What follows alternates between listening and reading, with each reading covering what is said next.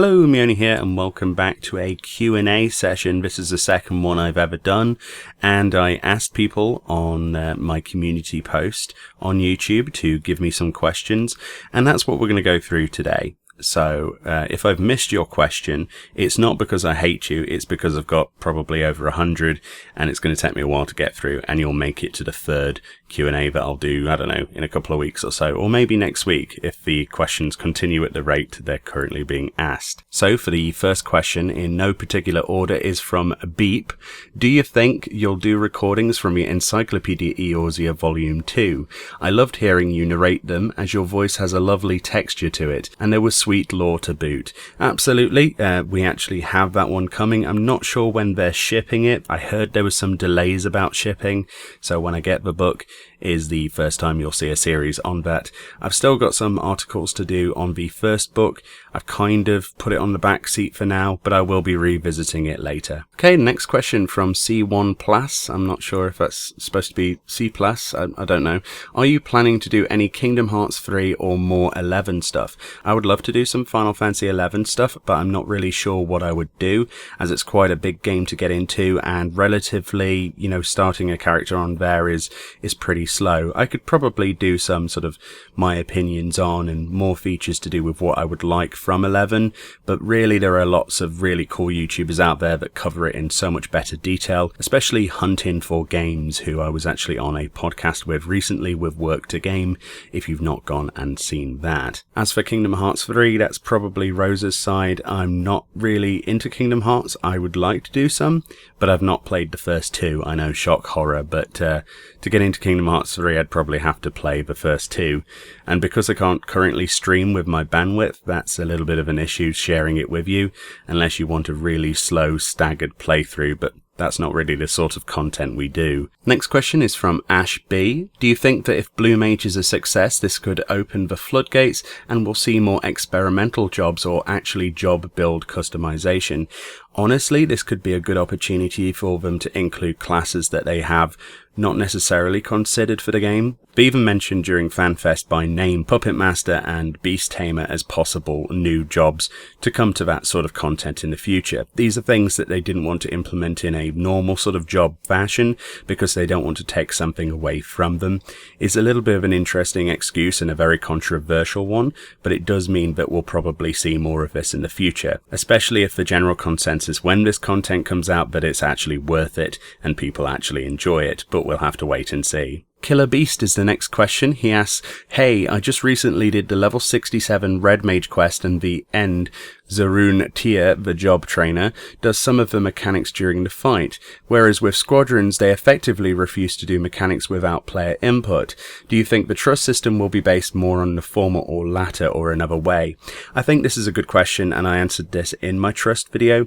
I think for the future the trust system in 14 will be very similar to that of what we experienced with the encounter with Lakshmi in the main storyline, and also that of Adventurer Squadrons. I think a lot of the technology has been held away from Adventurer Squadrons, and they're sort of mixing and matching the technology to try and adapt it for the trust system. I knew they were eventually going to evolve the Adventurer Squadron system into something different and more unique, and this is certainly something unique and different. So yeah, I think they're going to combine the two rather than lean any particular way. Norbert Suze asks, any chance for solo content, but like dungeon or something that you must do solo?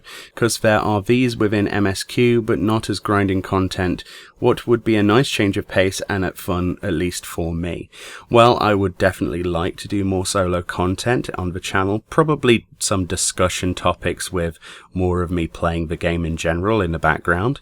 As for actual content where I'm just going in there and, commenting on the actual content we're doing, probably not so much, because you don't really want to see me talking about Palace of the Dead when we're in Palace of the Dead, more about other things. I'd also like to involve Rose a little bit more, and hopefully James and a few other of my friends, and try and get some camaraderie on camera, but who knows if that's going to be a possibility. Definitely not this side of Christmas. Raven Fox says, you can take 3 items from 14 into our world. One can give you a mount or just be a minion. One needs to improve our world in some way, no matter how little or silly, just with good intentions, and one can just be anything you choose. Minions and mounts won't bolt off without you, and Mog Station items are allowed. Oh, this is an interesting question. I like it though. So 3 items from 14 into our world. It says, can give you a mount or just be a minion. Okay, a mount that I would like in real life. That would definitely be the option out of mount or minion. I'd probably go for the puffball mount from the Moogles. That thing is absolutely adorable, and I just like the idea of riding around on a massive puffball. But then again, there's the Namazu carriage, and having that in real life would mean that a Namazu would come with it, because technically I could cheat and get Namazu in real life as well, which means that, yeah, I'd probably go for that one, actually. One needs to improve our world in some way. Well, Namazu would improve our world in some way. And one can be anything you choose. Makote, pretty much. This is a pretty basic answer, but the world would definitely be improved by those as well. Yeah, who wouldn't want real-life catgirls? Moving on. Based Meguka asks, what do you think will happen to the economy with the server visitation system? As players can upsell on different servers, what will stop players from just shout trading items in highly populated areas? This is an interesting question. The ability to purchase from those other servers come 4.5's iteration will be a real test of the servers themselves. A lot of people will be outsourcing third-party sites such as Mogboard, which I did a video on the other day, which is a community project where you can look at prices currently listed across the entirety of a data center. This is already a thing, and people can use this to better efficiency when that comes out. As to the economy, it's going to level out. People are going to learn what the relative sale price is for an item, and it's going to mean homogenization across the board. I think this is Square Enix's real plan actually for this, because in the future they're definitely looking at combining into one mega server, so that everyone has the increased pressure of making everything equal. And that's the best way of making servers the same. It does take away some of the identity of a server and the economics of it, but it also means that you will be having to pay a flat price regardless of what server you're on, which ultimately will make the world visitation system kind of meaningless in the end. So in the end, I think the servers will just be on one mega server, and this is kind of like the push towards it, but that's my opinion. Twilight Fire 93 asks, I asked this on the first Q&A video, but I figured I'd ask it here too. What are your thoughts on the characters who have passed so far in 14? Did any of them make you cry or feel like you had lost a good friend? Unfortunately, unlike a lot of people, I didn't have that same reaction that a lot of people have had, especially with Horshifont. I unfortunately wasn't as connected as I should have been for some reason. I'm not sure whether it was the writing or just me on a bad day, but I don't have the same attachment to that character as, say, for instance, Gosetsu when he left the main storyline. I mean, he didn't die by any means, but just hanging up your hat and walking away, that was more devastating to me than someone actually being killed, but that's my opinion. Rin21 asks, you showcase a lot of pricey items. Do you purchase every Mog Station item yourself? I do indeed. Basically the money that comes from YouTube, however small, I pot, and whenever something comes out, I buy out of that pot, and fortunately, the way that my living situation is with my parents at the moment is that I can still support this hobby directly through that as well. So yeah, I do purchase all of the items myself. Unfortunately, there are no such things as freebies, and Square Enix and myself probably aren't on the same sort of level field, contrary to some people's belief that I'm being paid by Square Enix, which is completely laughable, to be perfectly honest. Araminta Cytherian says, what are your favourite Glamour pieces right now, and what do you want to see in Glamour? Personally, my new favourite piece of Glamour for boots is the new high heels from the new set that hit the Mog Station this week. As for skirt, I like the Quintrell's ruffled, but the only problem with that is that you can't put a decent top with that. And aside from that, I think the most iconic piece that I wear a lot is the Shisui set, you know, like the Fair Joy set. I really like that. It's very well designed, and I would like to see more stuff like that. And as to what I would like to see in the future, I would love to see sort of Garlean suits. I would love Nero's set with the weapon as well, or any Garlean sort of helmet. It just looks amazing. I'd love to dress my character in that. It does mean that everyone would be running around as Gaius van Baelsar, but, you know, that's the price I'm willing to pay. Marth00000 asks, we got horses in A Realm Reborn, we got birds in Heavensward, we got wolves in Stormblood. What do you think we'll see next for the next Extreme Mount rewards? Ooh, that's a good question. I would like dragons. It's a bit of a strange answer maybe, considering we've seen a lot of dragons before, but in reality there's not really that many dragon mounts. Maybe serpents, sort of like sky serpents. I was a massive fan of those in Warcraft in the Pandaria expansion, so anything sort of serpenty or dragony would make my day. Whether we're likely to get those is probably not. Harlequin FTW asks, is it possible you could make a video on all the different flying mounts, or one about all of the game's rarest and hardest items to obtain? That would be really interesting. Yes, I would initially say. However, there are some things that are so rare you're not going to be able to get footage on them. So I could make the video, but it would probably include a lot of clip art stuff, you know, screenshots from other sources. And as to which of those I could use without, you know, copyright infringement, I'm not sure, but we could definitely look into that. There are some very rare items in the game, and there are some items that seem to be rare but actually aren't, or get revisited in content. Cough cough, the Griffin earrings that a lot of people don't like the recent implementation of. Tori Starfrost, one of our sponsors on YouTube, thank you very much for that again. Do you view the new data centers as a good thing? Do you think they will positively or negatively affect the current player base? As it stands at the moment, a lot of people are going to be jumping ship between those data centers with the free transfers. Whether I think this will be a good thing in the long run, yes, absolutely. Especially on content releases. Splitting the strain on EU, for example, between two rather than just one is going to make it so I can actually log in to play, which is a big difference. Whether or not I'll be playing on the same server with the same people, considering the language implications on EU, I'm not really sure at this moment. I need to look more into that.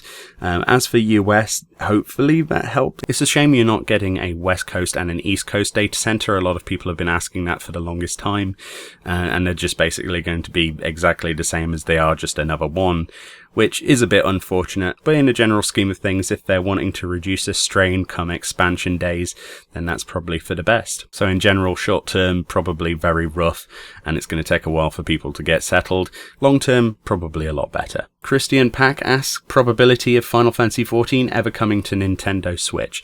I would say the probability is very low. I would say sub 10%, simply because they're reducing the accessibility to the game already for the next expansion by removing 32-bit operating systems from Windows.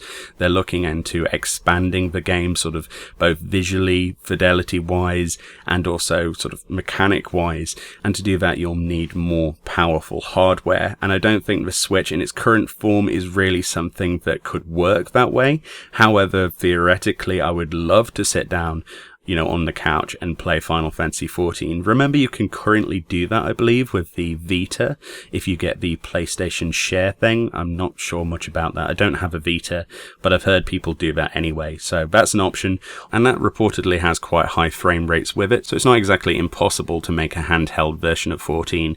It's whether or not the Switch is capable of that, and I don't think in its current model it can. So unless they unveil a superpowered version in the future, probably not. Jigieto991, who I've probably butchered the name of, asks, what do you think about removing TP and leave only MP? Because as a healer, I know the pain when you are left without MP, and the Spire card will become maybe a useful card. I think this is another step towards sort of making the game more accessible for people, or at least in their mind.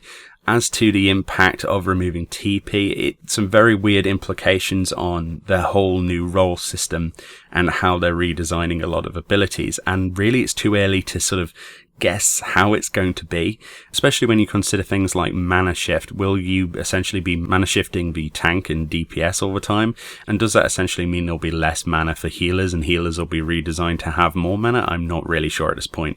We can't really say much about it, but it's an interesting idea. It remains to be seen how it's implemented with the other abilities redesign. Lil Cheeky Chan asks, pancakes for breakfast or pancakes for dessert?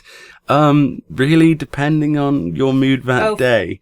Rose says both, but, she's greedy anyway, aren't you? You're the one who eats them. Mostly, not me. Either way, they're delicious in any occasion. Pancakes. Okay, we might have pancakes for dinner now. Thanks, Cheeky Chan. Damn it. Super 2 asks, what's your favourite story arc in 14? The Warriors of Darkness storyline, actually. It was a bit drab at the start, but it really got quite interesting just as they sort of removed them from the storyline.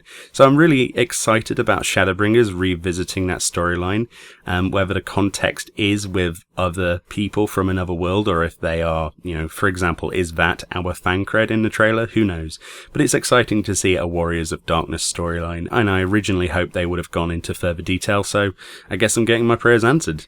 Moify asks, if you could make an estimated guess on what the percentage could be for getting the new skills for Blue Mage, what would it be? I would say 10% or 5% from your normal mode of Ifrit, for example, for the explosion ability, whatever it was called that they mentioned, and probably like 10 or 15% for the hard mode, and then probably 20 to 30% chance from the extreme. Just as a guess, and I imagine a lot of that will follow a similar archetype. I doubt it'll be like 1% on some of the abilities. There might be some that are like supremely hard to get.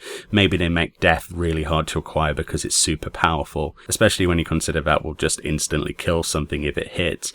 But I doubt it'll be really, really low for a lot of the abilities. But whilst I think there will be a challenge, I don't think all of them will be quite as low as some people think. Joe Puhel asks, what's your hopes for player-run farms? I just hope it's not locked behind the 4-man FC wall like subs and aircrafts. Did you play Final Fantasy XI post PS2 support? After they added the new Mog House area, you could do several farming areas. There was water for fish, huge rocks for ore, bushes for botany, trees for logs. It was pretty cool. In regards to your second question, no, I didn't play 11 as much as people might imagine, simply because I didn't have network capability on my PlayStation 2 back then. It was very difficult for me to try and convince my parents to actually invest in the internet until broadband came out, so that's pretty much cut me off from 11 for the most part. But I do like the idea of personal farming. I agree with you, I don't like it being locked behind FCs, but where is it going to be if it's not in an FC garden or a house that you own?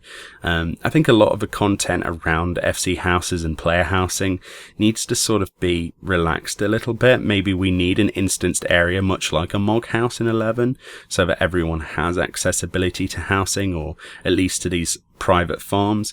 They could use the phasing technology they've used in the dome and reconstruction efforts to make a little farm that's different depending on where you are. If you ever played World of Warcraft and the farming section in Pandaria, I loved that because it was an instanced area that phased everyone else out when you entered it, and you could plant your own stuff. Something like that would be really compelling, but who knows what they're going to do at this point. It's probably going to be FC related and probably locked again. Rashid El Suwaidi asks, and I've probably butchered your name there, who's your favourite Final Fantasy XIV character and why? Am I allowed to say Y'shtola? Or is that not allowed? Maybe that's too obvious. I think you've answered that question too many times. I've probably answered that question too many times, apparently. Let's just move on from that. Y'shtola, for obvious reasons. Quite compelling character, needs more background storyline. Bit of a cop-out, but yeah. Candy Squiggles Love asks, do you think they're bringing Viera? Would you Fantasia your character to one? Why or why not?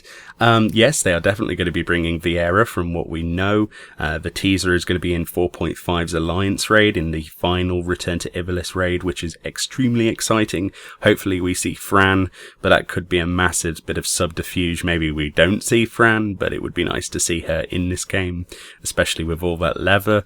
But would I Fantasia my character to a Viera? No, but I'd be tempted. I'd be so damn tempted. However, the other question is, will I have an alt that's a Viera that I play a lot? Yes.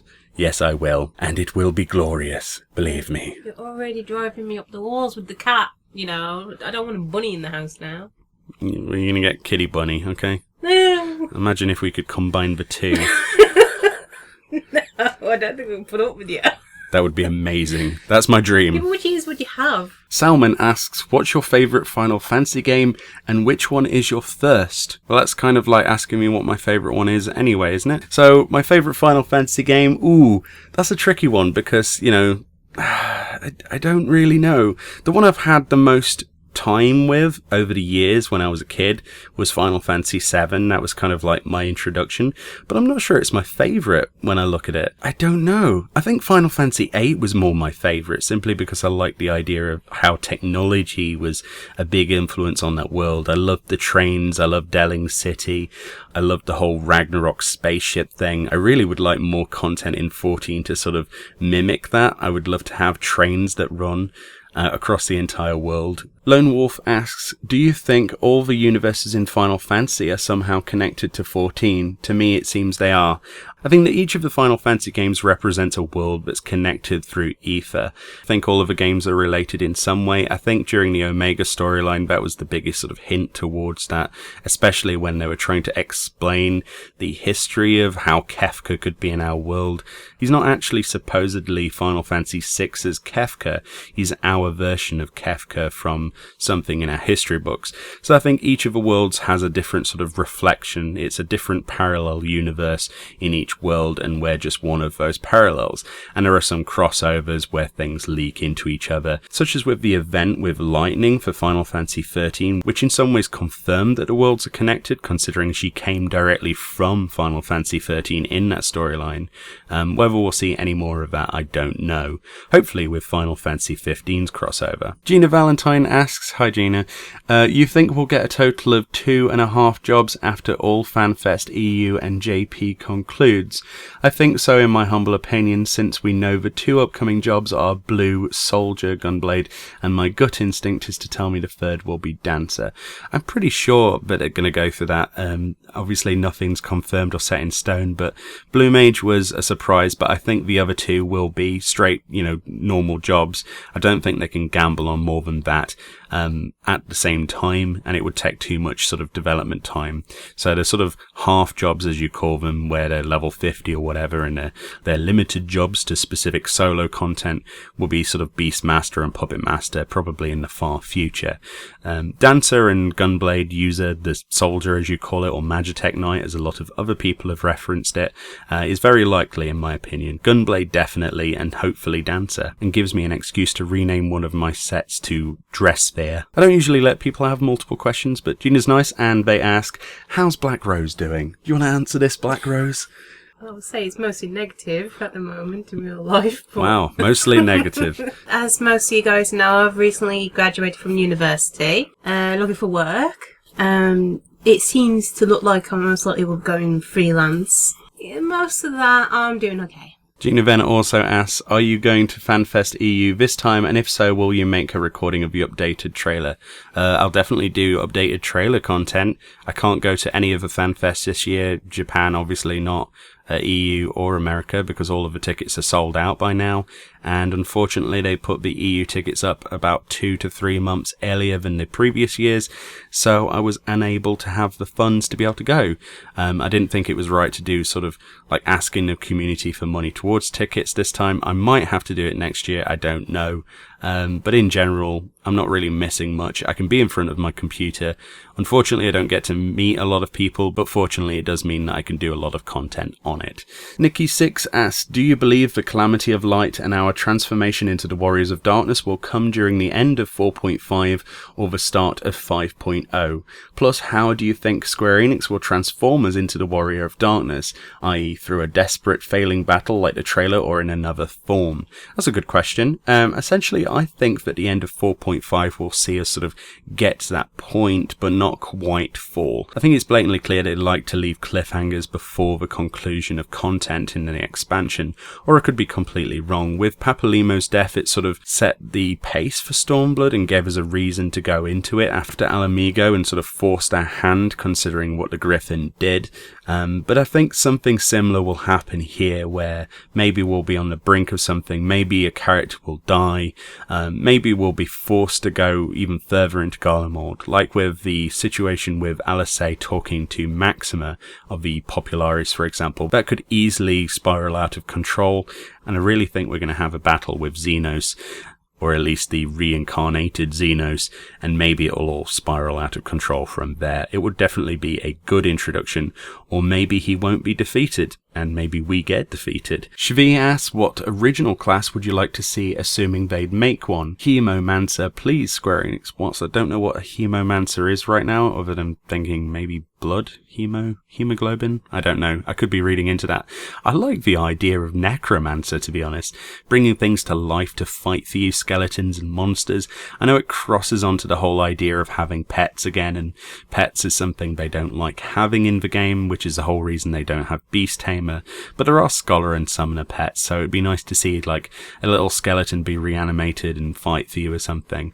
Whether or not it would be compelling enough to, bring something new and fresh to the game, I'm not really sure. Other than that, you could say Time Mage. People would respond to that saying that Astrologian already has some of those time mechanics, which it does, but it'd be really cool to see something like that as well. But then I realized that I've been talking about stuff that's been established before. As for original class, maybe something to do with ribbons, like a ribbon dancer, daggers attached to the end of ribbons and you spin around. I don't know, maybe that's falling into dancer as well. Indigo Kitten, I like that name, by the way.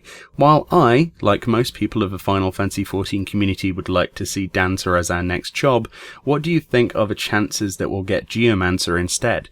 It's always on the cards. I did a video about Geomancer a while ago, but then I get put down a little bit on that opinion because Geomancer is essentially described in 14's Astrologian storyline to be basically the East's version of Astrologian. It would be cool to see, but I don't think it's different enough for them to implement as a separate job at the moment. Maybe in the future. I really don't know what the chances of Geomancer are, but at the moment we're strongly leaning towards Gunblade, possibly Dancer for a new healer coming Shadowbringers. But you never know, they might surprise me, as they did with FanFest. Schneasel Dementiva asks, with this being Yoshi P's last expansion, do you think in the following expansion we'll get to see more new and original content instead of the repurposing that we've been getting, i.e. new raid mechanics, new clothing, a new schedule for content? Well, firstly, I didn't know that this was going to be Yoshi P's last expansion. I don't remember seeing that anywhere. I could be wrong, but if it is, that's really sad because he's a really good sort of producer and director, in my opinion. He basically brought the game to life with the team. There's a lot of the team that don't get as much recognition, but he was quite instrumental, I'd say, in the rebuilding of this that we all love and play today. As for new raid mechanics, definitely. They were always trying to evolve the system.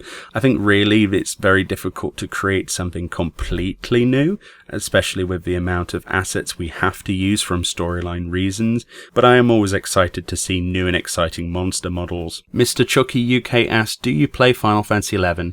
If not, would you? Or if you did, would you ever go back? I've played a little bit of 11. I've not really progressed much on it, and I'm going to be creating a new character. Essentially, I don't have access to the old account at all at the moment for some reason. Blame Play Online, basically. Yeah, Final Fantasy XI is a bit of fun. It's not something I've progressed with, like I say, but I want to see more of it, and I do have the sort of tendencies to revisit that, especially spending so much time in Eureka recently. I really want to see what it was actually like firsthand. There are a lot of really good YouTubers that are sort of persuading me towards the Final Fantasy XI route. Whether or not I have enough time to play it properly is another question entirely. Natalie Barker Fisher asks, what mounts are your favourite from Final Fantasy XIV? Mine are the Fenrir and Knight Pegasus, Loveheart. Personally, my favourite mount, like I said before, is probably going to have to be the Namazu carriage. I'm sorry. It's amazing just to hear them squish around on the floor, and yeah, I just love it. And the bells, maybe? And the bells, yeah, and the Washoi, yeah. Currently I'm using the whale and the STS Fenrir a lot, mostly because the whale is hilarious, and we did a video on that, and I always think of whale puns whilst I'm riding around on it. I kind of go through phases. I'll use one for a while and then swap it out. The only one that I've not taken off my hotbars though is the Namazu carriage, I'll be honest. Terra Draco says, do you think there is a possibility of Dark Knight remake in 5.0, considering that all jobs shown in that battle go 1 by 1 and Warrior of Light is in dark armor with weapon?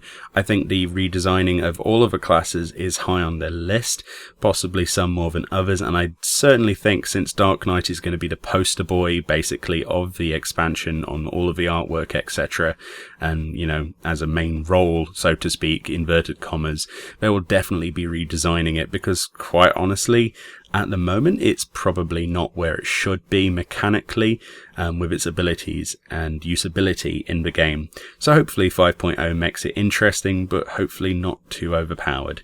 They have a tendency to go overboard sometimes. Nai Aguaz asks, how is it like to have a sexy voice? Do ladies chase you all the time? Sorry. I'm not sure I can answer that with any degree of certainty. I don't believe my voice is sexy. I'm glad you think so. And yeah, that's quite humbling.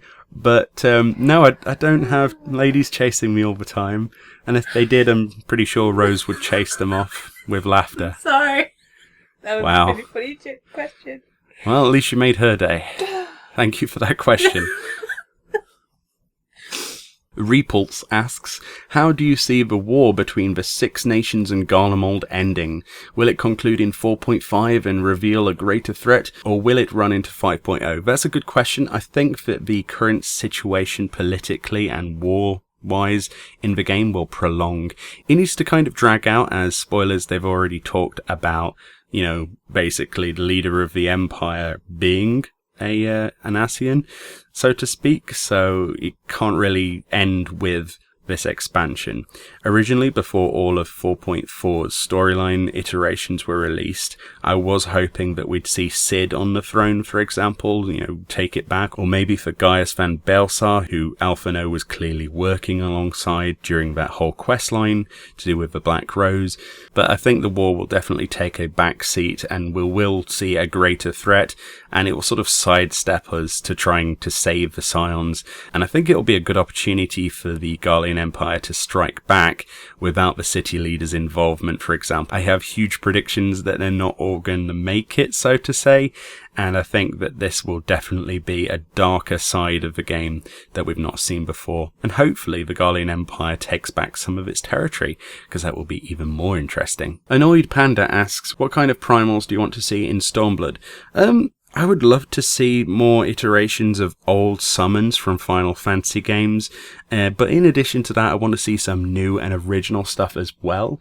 I really like the idea of Tsukiyomi. That was a brilliant fight that we really need to do more of in the game. And stuff like Suzaku was good as well.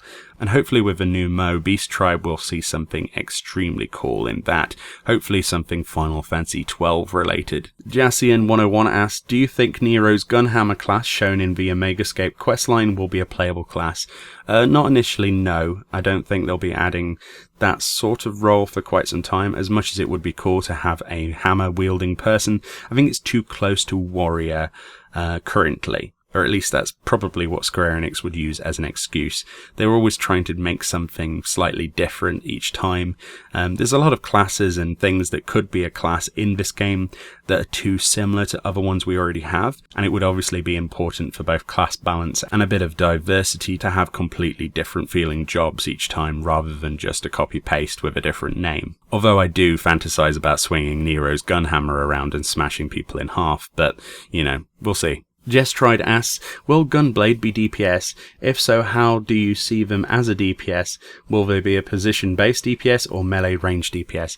I don't see them as a DPS at all. Conversely, I think they're going to be a tank. I think that there's definitely a strong suggestion that they are kind of like the tank role. They could be accused of being too close to a gladiator, sort of paladin role, but I think that's probably the route they're going to take.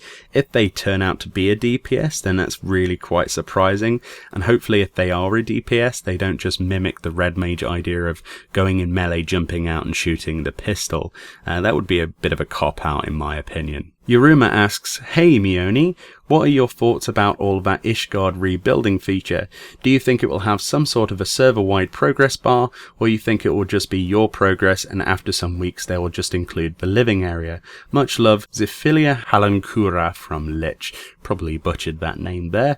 I just wanted to have your ideas about it.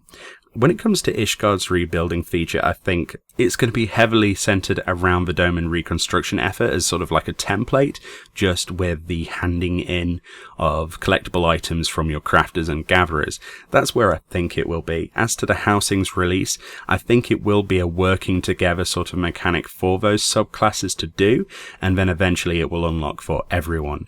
And then it will sort of give credence to those crafters and gatherers and sort of persuade more people to get involved in that side of a game that ordinarily wouldn't. But yeah, instead of sort of like an actual bar on screen, I think it'll just be a weekly progression lockout like we had with Doman. Jan Bernard asks, "Are you happy with the changes that are going to be implemented in the future expansion? What are your general thoughts with the current game, and do you think we should get more Disciple of Hand and Land classes?" I would definitely love to see more Disciple of Hand and Land classes. As to whether we'll get them in this expansion or the next, probably the next after Shadowbringers. But they're definitely not going to leave you on the sidelines, as I mentioned with the previous question, with when they're implementing stuff like the personal farming and the ability to reconstruct Ishgard to essentially release housing into the game for that zone. I really don't think they're going to be adding more Disciple of Land and Hand at the moment, considering there's already quite a lot of content to be developed for the ones we have anyway. If you then imagine they'd have to implement something that they'd have to go back and sort of re-engineer other parts of the game to include, such as the custom delivery missions, and of course the Beast Tribe dailies would have to be changed to include those as well. James Eade asks, "Hey Meoni, what got you into Final Fantasy XIV and why did you choose this game for your YouTube channel?" An optional question would be, do you think you will do more lore videos? As to the lore question, I will definitely be doing more, especially when the second volume finally gets shipped to me, if Square Enix don't delay it any further. As to Final Fantasy XIV, it was always something that I loved. It was something I really wanted to play. I was currently playing Warcraft at the time and sort of that was my main focus, but as that game got more and more stagnant in my opinion, I moved over to this game. I always wanted to do more YouTube content. At the time I was doing videos on another channel with a group of other people that eventually fell through, and I wanted to find a place to share my guides, inspiration, news and coverage on things, and essentially I was like, well, why not do it on the game I actually love to play?